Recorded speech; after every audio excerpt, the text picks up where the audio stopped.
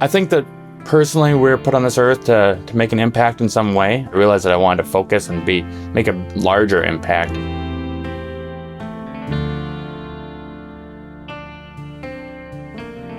Losing my father to Alzheimer's in 2019 was definitely devastating for me. He's always been that rock for me. He was just always the guy I went to ask questions. It was tough to see him go through memory loss for 16 years and kind of lose those conversations with him.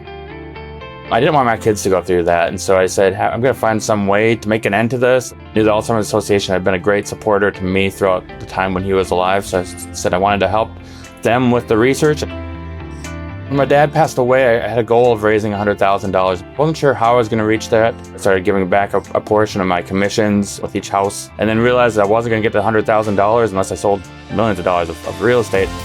The Alzheimer's Association has a fundraising endeavor. It's called The Longest Day, and as a real estate agent, I was like, how can I make the longest day into something that fit with real estate? And in 2021, we did an open house of 61 hours, raising about $7,000. Our last event, we had probably about 500 to 800 people through that open house. The exposure that we have had on social media, the news picking it up, and billboards in the area, and then also having other open houses around the country has really been cool to see how we've exploded. Now we're proud to say this year with the 66-hour-long open house, we've raised $25,000. The event continues to grow.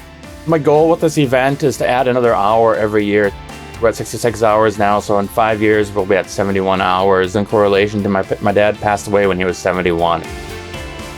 For me, the healing in this has been getting to do this with my family, getting to do this with my community. So many of the events that we have are family focused. Seeing my family step up, following my lead to give back as much as possible has just been fantastic to see.